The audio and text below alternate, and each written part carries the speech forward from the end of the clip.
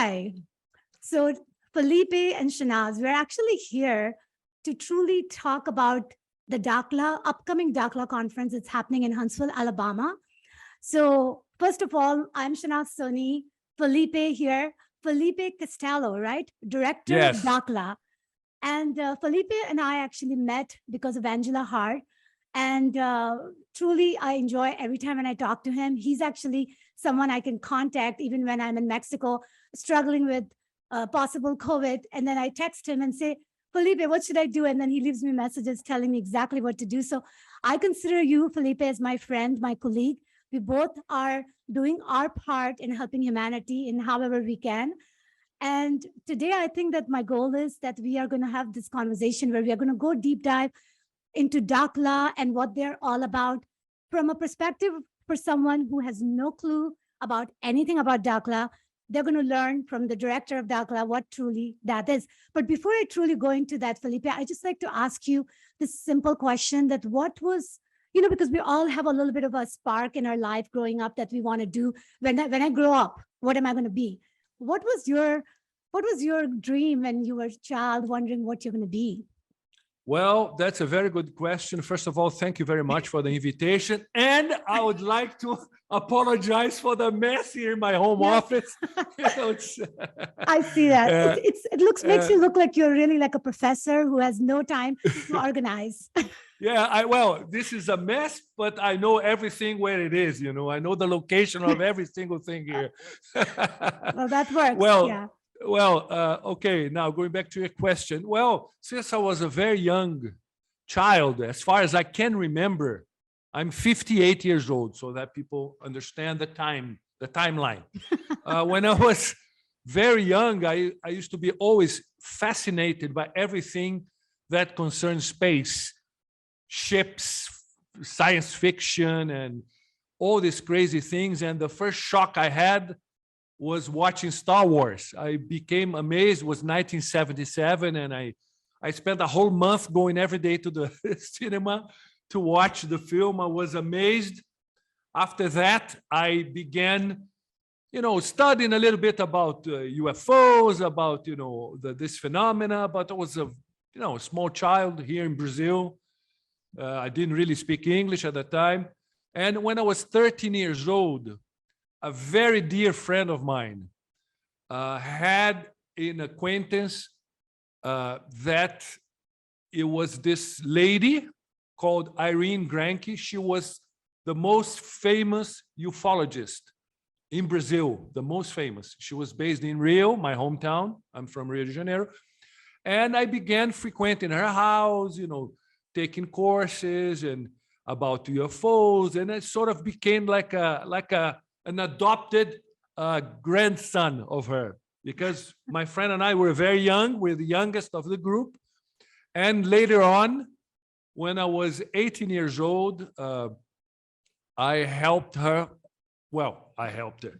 I was in the group that found this UFO Research Association in Rio de Janeiro called CISNE, Center for the Investigation on the Nature of Extraterrestrials. And Irene, the lady, Irene Granke, she had many acquaintances and friends all over the world. I'm talking about the early 1980s. Wow. Okay, talking about the early 1980s. And she had friends from, like in the States, she were friends with Coral Lawrenson from APRO. She knew Donald Kiro, all these people from the 50s, from the 60s, that did important research. And I became very close to her. And in 1984, I went to study in Europe. And there I became the European representative of the CISNE. And there, through her acquaintances, I got to meet many people, many people. And when I went to university in England, she introduced me to a person, of course, he passed away already, long time ago. His name was Gordon Crichton. He was a former ambassador to China, UK ambassador to China. And he was also the editor of Flying Saucer Review, a very well-respected magazine.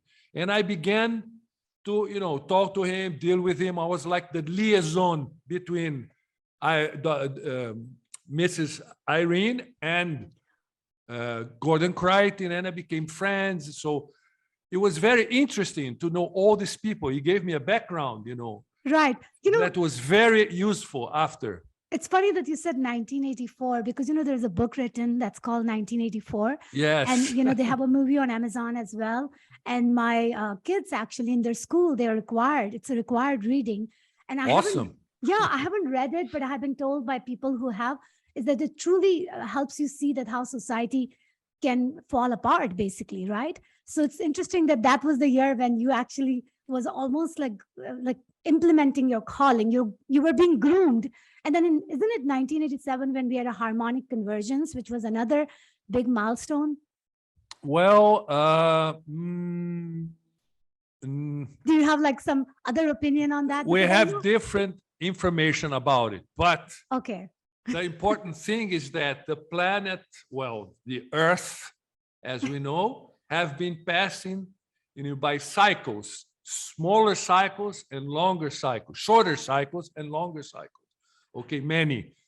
But the interesting thing now, just to finish my train of thought here concerning these early days, in 1989, I participated together with actually, I didn't participate. I accompanied Miss Irene Granke. She was a speaker in a very big conference in Germany called Dialogue with the Universe in Frankfurt. It was like 5,000 people. That was crazy.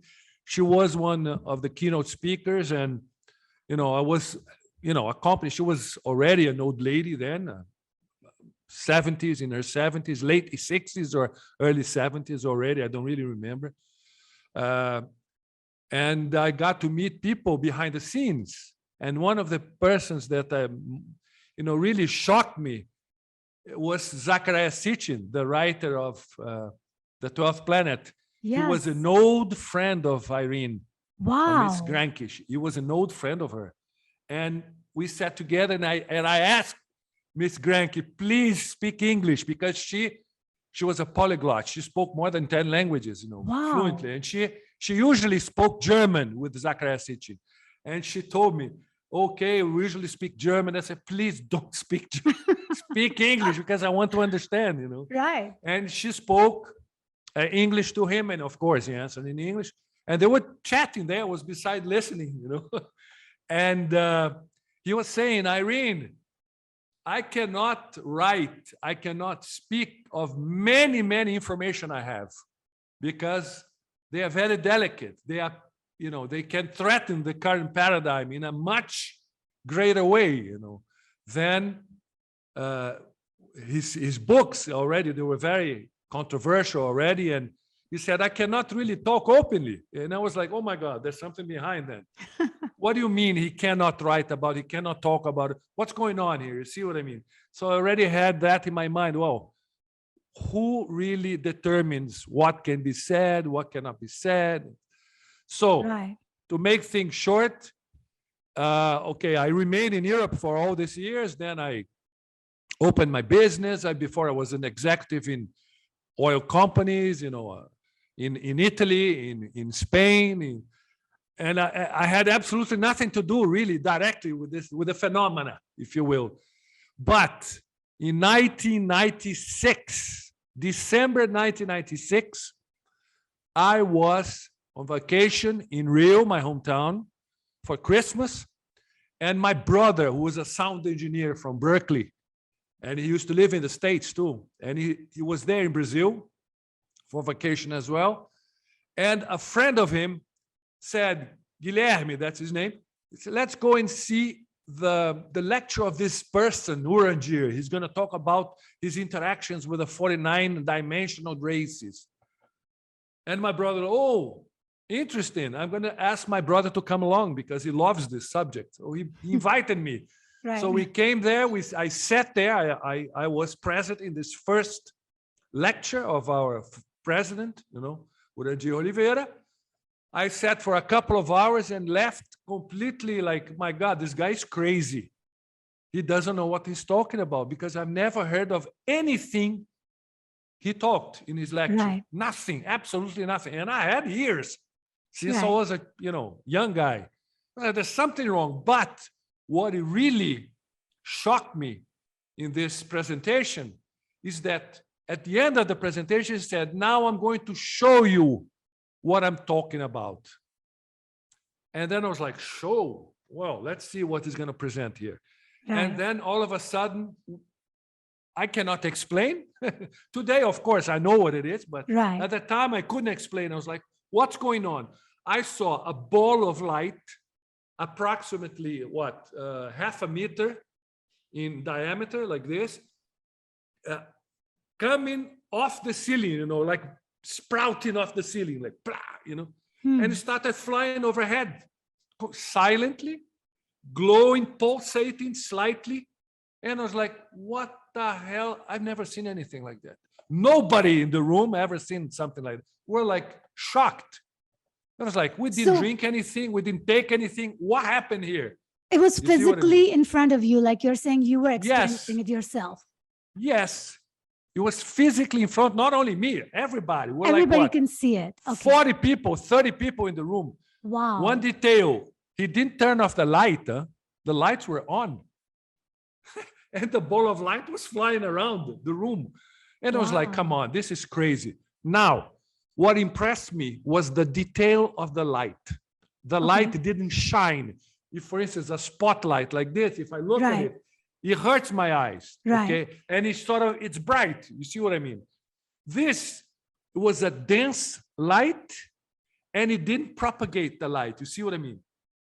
It didn't cast shadows. It didn't propagate the light. So it was like an organic light. Like what you're saying is it was an organic light because it wasn't artificially created, because the only light we are familiar with, right, are all artificial lights. Today, I know that is the plasma probes of the 49. Okay. You see? So I know what it is today. So plasma probe is what it's called. A plasma, they call it because what the partners call plasma is not what our science calls plasma. It's different. Okay. And that shocked me a great deal. And I went to Urandir and said, Urandir, what is this? Right. What's going on? He said, well, the partners authorized me and they show themselves and show their technologies openly. Okay, so that people believe, because everything I say, nobody's going to believe because it's totally different. So they allowed him to do that. Now, he invited me for a meeting. The first meeting in this small little office he opened in Copacabana in Rio. And he said, come with your family. I would like to, talk to you guys and show you something. And I said, okay. The next week we went there and it was my whole family, my parents, my brother, my sister, my brother's ex-wife, who was a very famous Brazilian actress. She was present there because she loves this subject, this sort of subject. And she wanted, and also my uncles, a couple of my uncles who came along as well. So we got there, he put us in this room, and then he came in the room in order to activate us, okay? When he came in, he was all lit up, fully lit up. I was like, what is this? And I'm a very skeptical person because of my background, and also because I met so many people that, I do this, I do that, but there was always some kind of trick involved. Right. He came and he started touching us, okay? And when he touched us, a light appeared in our body and started to move in our bodies, in everybody's bodies, each person he touched, this little light appeared and it moved in the, I was like, no, come on, what kind of trick is this? I was really puzzled. Then when he came to me, he said, Felipe, you have been taken by the partners when you were 5 years old. They have put an implant in the back of your neck. I'm going to slightly activate you, but I have to work on it so that you can reestablish, if you will, exactly, I don't remember the precise words, but it was something like that, connection with them. When he said that, I was thinking, immediately came to my mind, oh my God, he read something about me. He knows that I like the subject. He comes with this crazy things of abduction and this. Come on, I was thinking, I wasn't verbalizing. Like you were using your mind, just like we all do, because of all the Yes. brainwashing we have. But I want you to take a quick pause. So one question I want to ask you is the light thing that you guys experienced when you guys were in the conference with him. Is that something that you're planning on able to show it to people when we do Dakila conference? No, it's not that. Okay. I'm not planning to do You're not that. planning on doing it, and I'm No, sure not this at will be- all. Not at Okay. all. The reason in those days, in those early days, the partners, as we call the extraterrestrials from these 49 races, Right. in the beginning, they had a deal with Urandir. They told Urandir, listen, they trained him since he was a small child, since he was 4 or 5 years old. Okay, they trained him in their technology. Okay. And they came to him and said, we need you to prepare a group of at least 1,444 persons, okay, to speak to us verbally, physically, face to face, as we do to you. Oh, because our plan is completely different, you see. Okay, so that The was his agenda. mission, right? That was his mission. That was his mission. Yes. Now, again, tell me the name of this person, the one whom you're talking about, whose conference you went to. Urandir Fernandes de Oliveira. Oh my goodness gracious. Okay, It's so complicated. he's Brazilian. He's the president. He's Brazilian. He's the president of the Dakila research and of the Dakila ecosystem today, because today we have a huge... It's a much bigger organization. So he's the much president. Bigger, yes. He's the president. He's the chairman So of the organization. he was grooming basically for the 144,000 people that he needed to create, right? To follow his own mission. Not really to follow his own, but to prepare this group of persons to have physical face-to-face interaction with the partners, and the partners would pass on, you know, the not mission, if you will, yes, the mission.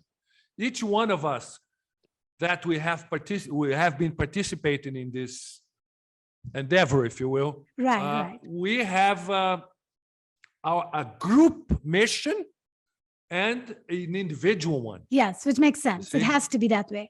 Yes, so you see, since we're getting into the subject, you're going to have to tell everyone what is exactly partner means. Simple definition. Okay, simple definition. We call the partners all the extraterrestrials from these 49 races, okay, that we have an alliance with them. And it's so crazy, you know, the MO, it's so different, the MO that the partner said, okay, we're going to celebrate an alliance. They have trained, they have started this period, this early period of phenomena, manifestations, open manifestations, because they instructed Urandir and helped Urandir to acquire a small farm here, 100 kilometers from where I live, in the highlands of Brazil, Mato Grosso do Sul state, where is a place, because of the minerals, you know, there, you know, that create vortexes, wow, you know, that generate specific frequencies, okay, that facilitate the physical interaction and the training, because we have to, you know, undergo a training given by the partners, okay, individual and group training, okay, and in this training,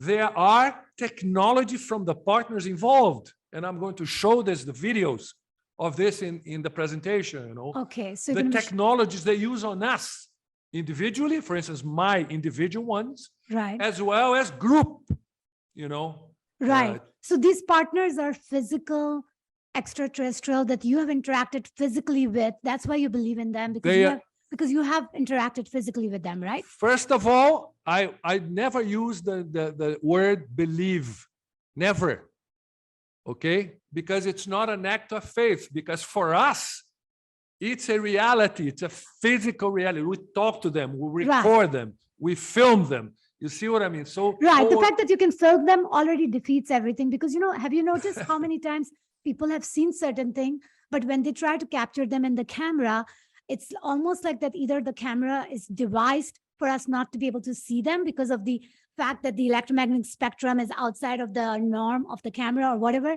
But the fact that you can actually show that in a recording of any kind of device, that already is very different than what we have heard before, right? Because people are not able to capture it.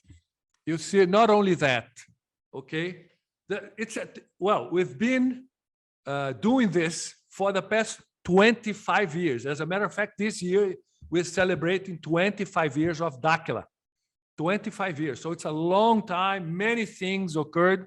One thing I can tell you now, I'm going to also be showing you evidence of what occurred in 2002 here in the farm, okay, that you guys should have known because it was researched locally here by a major American investigator journalist that came down here, did the research, took the evidence to the United States to be analyzed by major universities like the University of Pennsylvania and other places.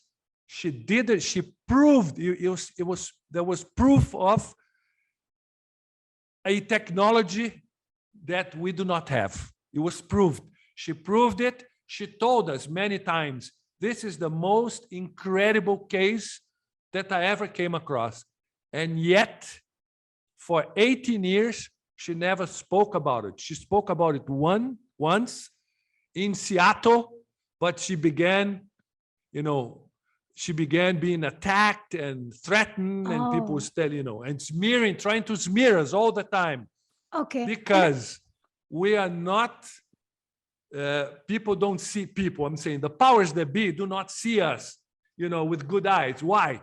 Because they know that we have this physical interaction. There are hundreds of people, not only me or Ranji or a few people, hundreds of people that speak to these beings physically, verbally, face to face. There are encounters, conversations we have with the partners in the farm where there are 200 persons present, everybody recording, filming, and so it's something unique that should be known all over the world. I agree. I 100% agree. And the fact is that that's the life that you're living for the last 25 years. And you feel like that if you don't share this to the world, then you're not doing the justice, because people like you, because you had a curiosity from the childhood, right? Of trying to understand that whether this science fiction movie has any reality to it. You're kind of living in a real science fiction movie yourself, just by virtue of interacting, right? Interacting with these yes. Now, let me ask you this. Now, as far as your entire Dakila organization goes right now, how much, if you have to give me the number of people that's part of Dakila, what's that number? Okay, it's kind of hard because we have a huge follow here in Brazil. I won't say follow. We have different categories. We have those involved in the Dakila structure, institutional structure, because you see, our approach is completely different. This is what people have to understand, which is unique, okay? Yes. The partners, for instance, they instruct us. They have instructed us. You guys have to build several companies in order to start introducing technologies that they have been passing to us. We have 123 technologies from them that we have been trying to introduce. That's why we used companies like beauty companies and stuff like that to introduce their technologies to benefit concretely humanity. But in the recent years, we had a little bit difficulty in Brazil, and we were kind of afraid to patent certain of these technologies, especially agricultural technologies that are going to revolutionize how we produce food, the electric generators, free energy, if you will, and specific genetic. I cannot really talk openly about it, but I can sort of speak, about them superficially. Right. Genetic technology to extend our life. When I say extend our life, I'm talking about hundreds of years. I'm not talking about to live 100 years. I'm not talking about that. I'm talking a revolutionary, you know, genetic technology, if you will, because it's a long story, you know, to contextualize, you know, basically our genetic makeup was manipulated by another race that have nothing to do with the 49, with the partners. These guys have manipulated our genes. And because of that, shorten our lifespan too much. Right, you know, right. we used to live much more. And there was no disease. It was very different. Okay. Yeah. Now, what the partners are trying to do is to introduce technologies in order to counter it. And here in Brazil, unfortunately, it's a country that have our politicians, many of them are very corrupt. They try to interfere with us. They try to hinder our progress to introduce this technology. Now, I cannot contextualize what went behind the scenes, but in this past year, we have cut a deal with the leadership of the United Emirates, the UAE, the United Arab Emirates. Yes. And for months now, we have been building there a base. We are beginning to produce, using the partners' technology, vines to produce a wine. This is, of course, is for PR matters, you know. We're going to release the first wine made in the Emirates with the technology of the partners, the agricultural technology of the partners of growing food in the desert. Wow. And we are beginning with that. We also, as a matter of fact, we just came from Dubai now in July, our second or third trip this year, in order to really establish this partnership. Not only a partnership, now we have incorporated a company, Dakila Research, in Dubai, in the Emirates. Through this company, we're going to patent all this, because we're going to have the protection, if you will, of the Emirates leadership. They are eager to see this, you see? This technology is being introduced, and also the genetics lab. We're beginning to build their genetics lab. We're going to do all this through the Emirates because of this facility, you see? So let me ask you this. So first of all, so I have two questions. One is, I want to understand the ultimate reason partner is grooming human beings like yourself to avail all these goodies like technology and extension of life and all of that, because what's in it for them? So that's my one question. The other question I have is that if the partners are already like so much more advanced than we are, right, then they truly understand like whom to trust, whom not to trust, because our entire earth or our entire world is contaminated and corrupted. And that's the reason we are where we are today, right? And of course, we're trying to do a damage control now, because people like you and me and lots of other people are realizing that we're in shithole and we got to do something. Yes, you said it right. Shanaz, one thing that we have to understand, it's paramount for us to understand. According to the partners, for instance, this earth, okay, it's a matrix. It's a fake, fabricated world.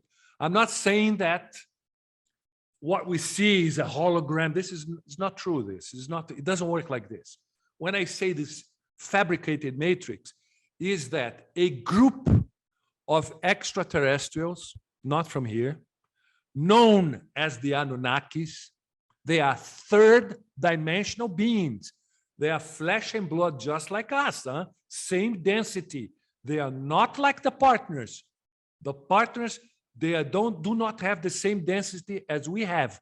They come from the fifth, the sixth, the seventh, the eighth, the ninth dimension. Yes, through technology, through their technology, they can alter the MDPL of their bodies. MDPL being magnetism, density, pressure, and light. They can change it, and they can adjust the MDPL to the parameters of the third dimension. Therefore, they can interact with us physically, fully dense. just like they are all humans, by the way, huh? Of different sizes, different sizes. So can they They're- shapeshift? Like what you're saying, can they shapeshift? Yes, they can shapeshift, but when I say shapeshift, we call it the transfiguration technology. There are Okay. many books that talk about transfiguration. Okay, it is the same technology, it's the technology of transfiguration. Nevertheless, they can only change up to 15 to 20% of their real appearance. Oh, Okay, so all this this information that we get, oh, I met this shape-shifting reptilian that becomes a human. This is fantasy. This is to make people afraid of the phenomena. Unfortunately, Hollywood is involved in a smearing campaign and also in a programming campaign to make people afraid of the ET phenomena, of ufology, of spaceships, thinking that they are either here to invade us, they are either here to, I don't know, to abduct us, probe us, test us like sheep. Well, it's not really like that, It's not really like that. Even though this group of physical third-dimensional extraterrestrials known as the Anunnakis, they have been present here for 450,000 years, okay? They were responsible for the fabrication of us, this body, of many human races, Cro-Magnon, Neanderthal, all this. These are all fabrications of this group of beings, okay? Unfortunately, our science it's not really science anymore. It became a religion with dogmas that nobody can contest. We've seen this really dramatically, in the past 2 years. I don't have to say anything. I don't have to mention it. right. Because otherwise they cut your video, They Right, censor you. Okay. But it's obvious, this manipulation now. Yeah, It's I very think- obvious. So it's interesting, right? Because science is definitely like as a rational mind that we're born with, we want to make sense out of things, which is why science is needed. But sometimes science can be constraining because people are very much limited in their thinking, and it's almost becomes a religion by itself, like you said. I want to understand when you use the word fabrication, because I feel like there's a reason you're using that specific word. And I really like the way you said about the shape shifting as transfiguration, with the very fact that there is a limitation on how much any being can shape shift, because it's not like you can go, like you can't go, Felipe, from you to me. I mean, you have to have some sort of parameter, right? That enables you to shift to a certain extent. One, you need to have a very high brain activity in order to do it. Okay? Why? Because our thought is a modulating wave. Very Okay? good. Thought is a modulating wave. The modulating waves, okay, as the partners are teaching us, is a concept. They call it, the partners call it, one of the fundaments of nature. Okay, that is applied not only to our third dimension, but also to theirs. You see what I mean? It's the same principle. Now you ask me, what's in for the 49 races? Right. Why are they here? Exactly. I will Why are they tell helping you? Yeah. I would tell you.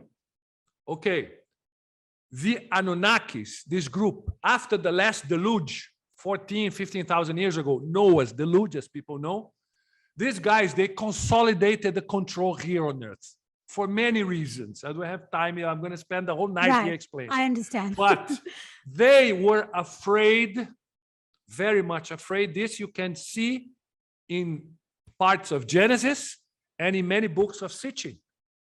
When the Anunnaki leadership said, there's this particular race, okay? One of the races fabricated by the Anunnakis. Many people believe there are certain writings of Sitchin saying that when the Anunnakis landed here, they got the local simian, manipulated them genetically, and created and thus, transformed them in humans, for instance. Wow. The partner said it's not true.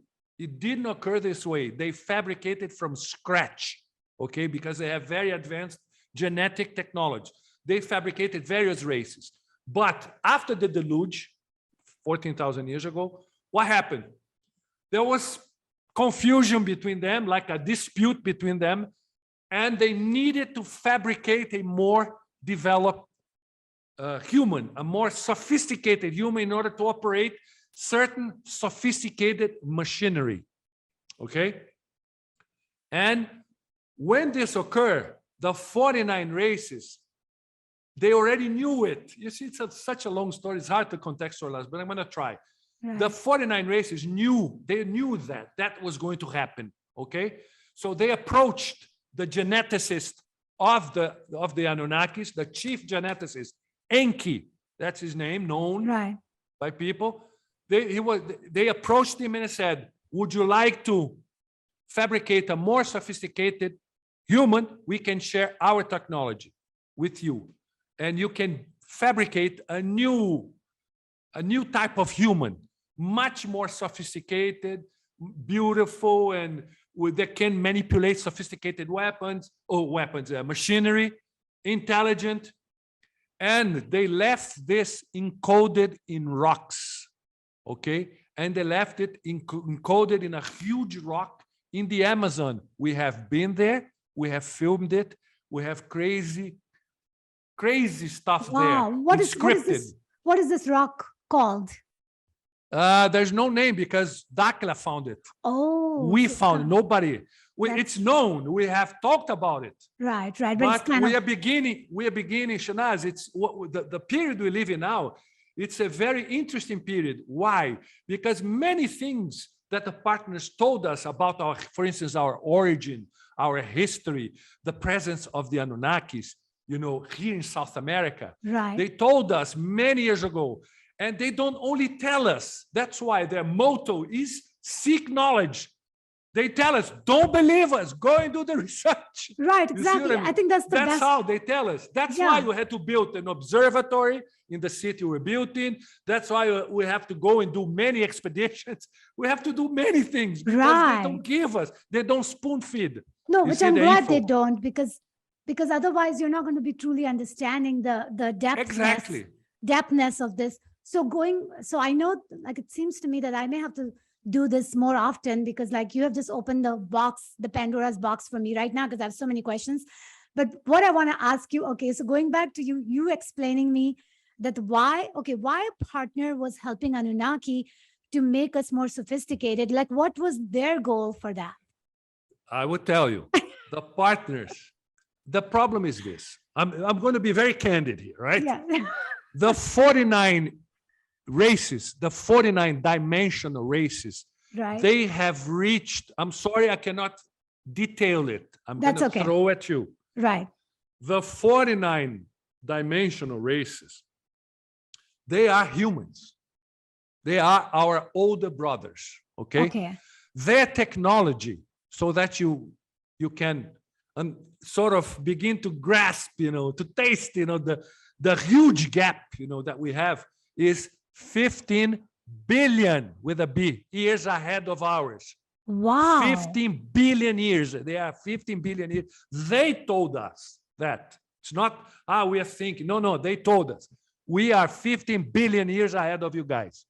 Our technology for you, we cannot explain, because for you it's like magic. You don't understand our technology. So what do they do? As a matter of fact, it's very funny. They speak in perfect Portuguese with us. Of course, it's totally verbal exchanges. And we have focus groups in Dakila. We have the political group, the technology group, the health group, they have many, the genetic group. There are many groups that meet with different partners that teach us and pass on different sort of information. I belong to many of these groups. So I'm, privy to to a lot of the information. Right. Now, the interesting thing is this. Okay, as I said, I'm going to just throw it. Yes, throw it, please. The 49 races, they are 49 human races, all right? Okay. They are the apex. They have reached the apex of evolution in the universe's where the modulating waves are the principle of life. Okay. They have reached the apex. They are the top of the top of the top in universes, dimensions. As far as I know, many of the partners, they go up to the 13th dimensional. They have some from the 13th dimension, from the 9th, from the 7th, from the 8th. Through technology, they can sort of interact with themselves, among themselves. But they have reached the apex of evolution. Okay. And they were like, how are we going to, jump to higher realms? That they don't talk to us about it because you cannot understand. Right. It's a waste of time.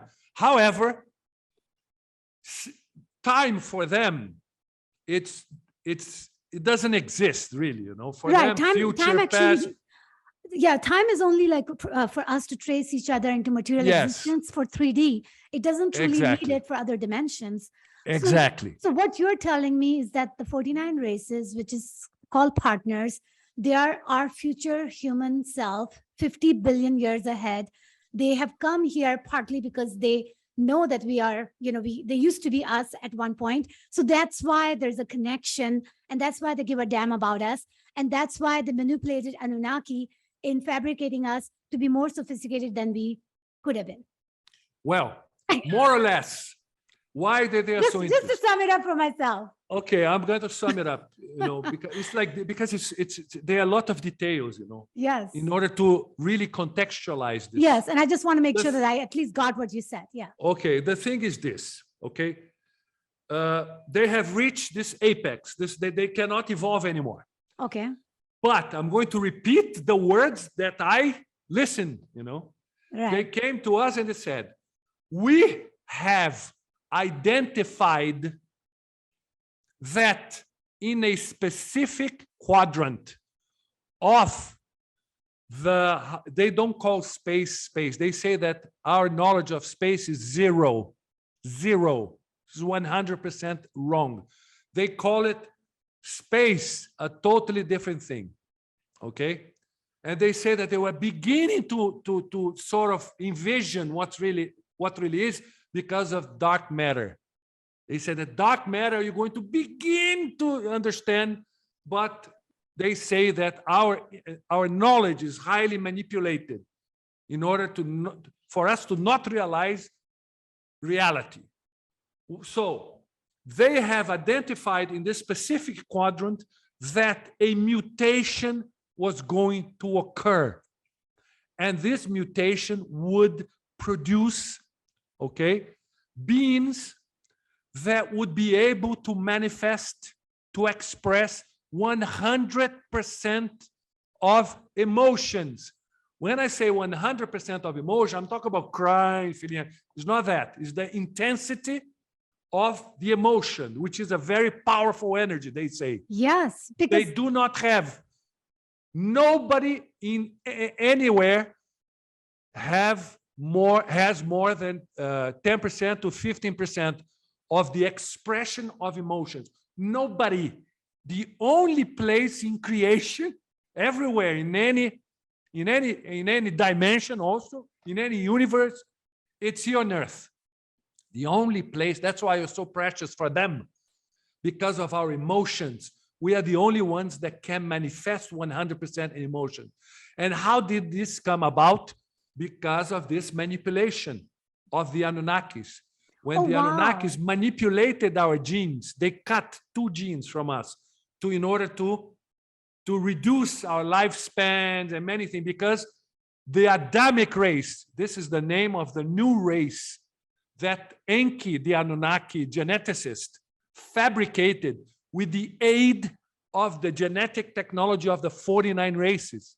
The 49, they knew what was going to happen. So they approached Enki, passed on technology, genetic technology. Enki fabricated this new race that we know. The name is the Adamic race. This is in the Bible, in Genesis. This is also in many writings, the Sumerian writings. There are a lot of writings. If you sort of connect the dots, you're going to understand roughly what happened. So the Enki, the Anunnaki, fabricated this Adamic race.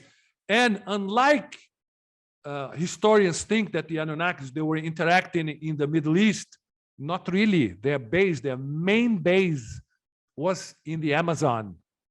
They have occupied ancient ruins from the Muriel race. The Muriel race, it was an alien race, an extraterrestrial human race linked to the 49 races that they were present here on Earth 250 million years ago.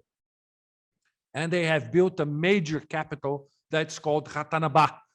And this capital is buried in the Amazon forest. And we're beginning to disclose it. We are already disclosing the outskirts of Ratanabá, which are above the ground. As a matter of fact, 2 weeks ago, we just released the LiDAR technology, the laser scanning that Dakila did, the first research institution that used LiDAR in the Amazon. It's us. A German group used in the Bolivian Amazon. And we don't know what they're looking for. They're looking for this, but they don't know where to go. You see what I mean? And the funny thing is that we have found many artifacts.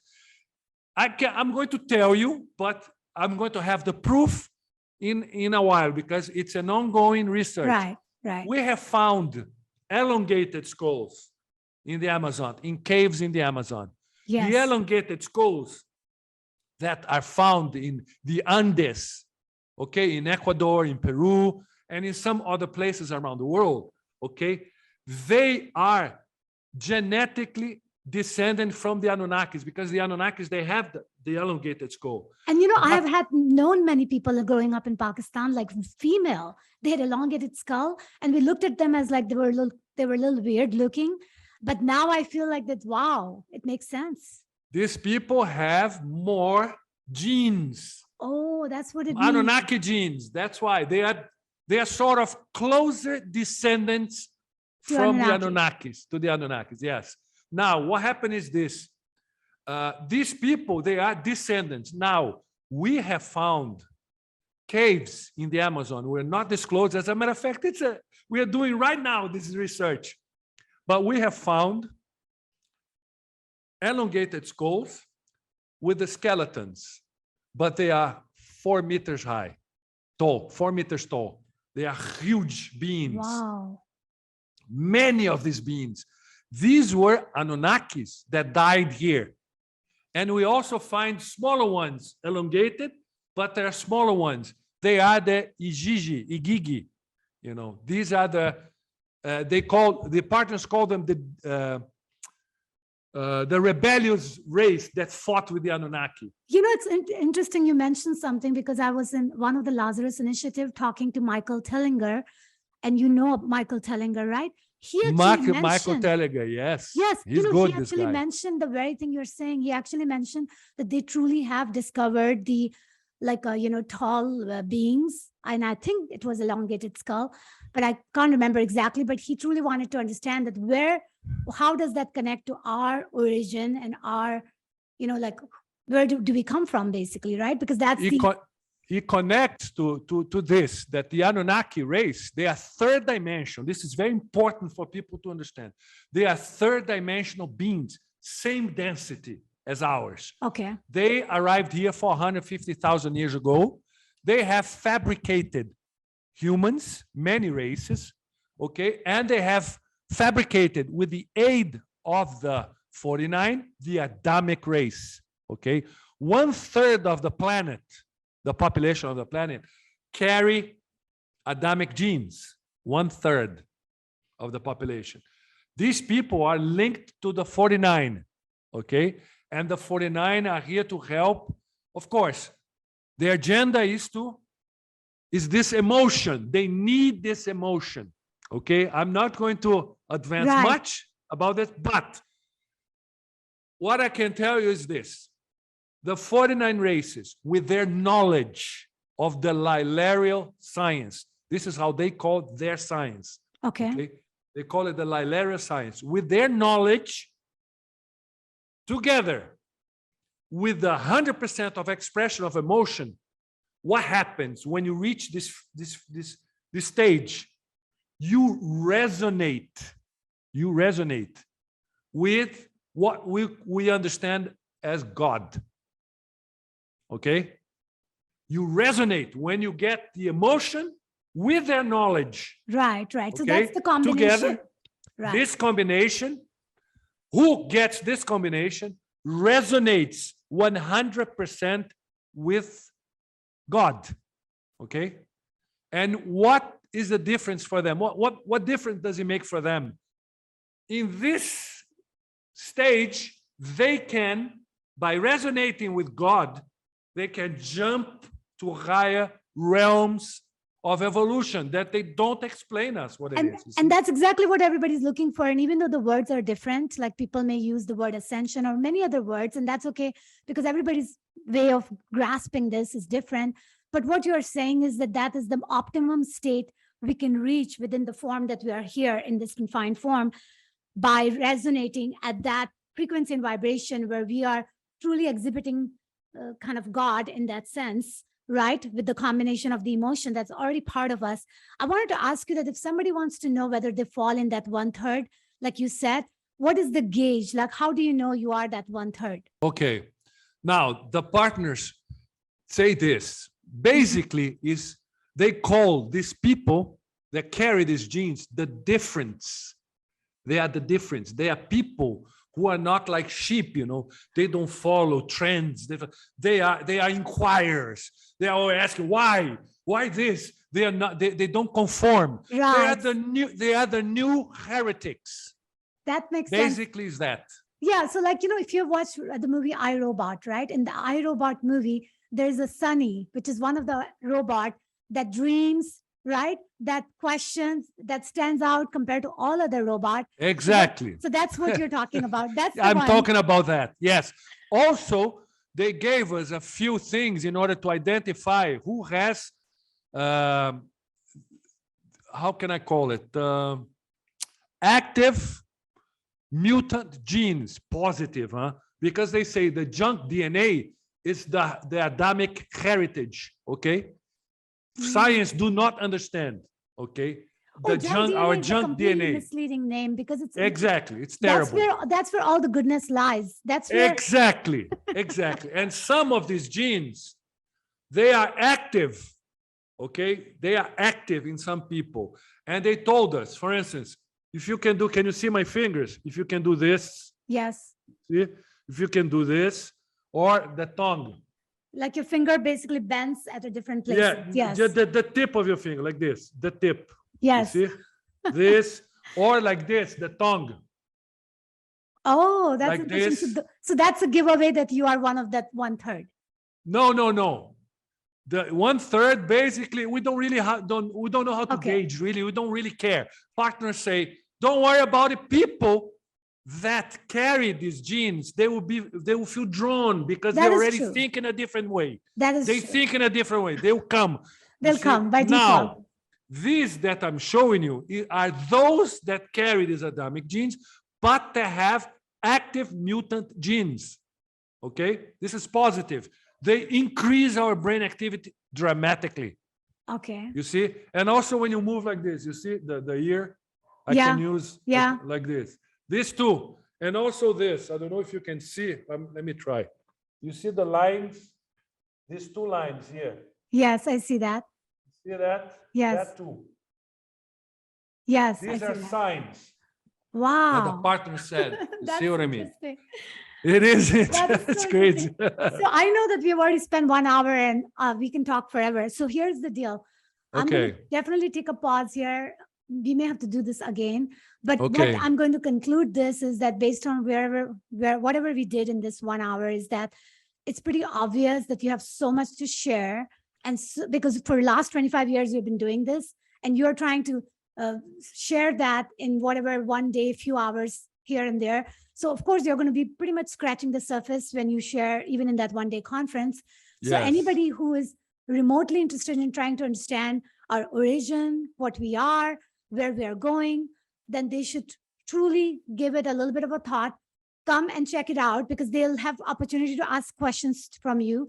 And they will also be able to collect a lot of data that you have collected that you're going to be sharing with them. Yes. So I think that all seems to me that it should be worth $75 for one day.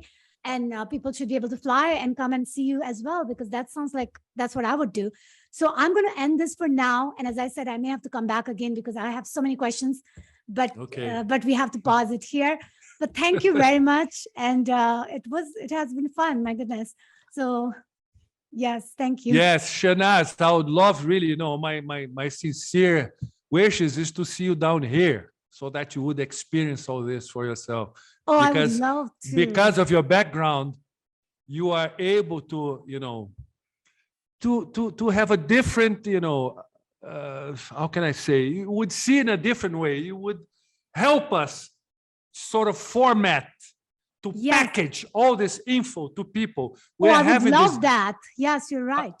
But thank you very much. And here we are.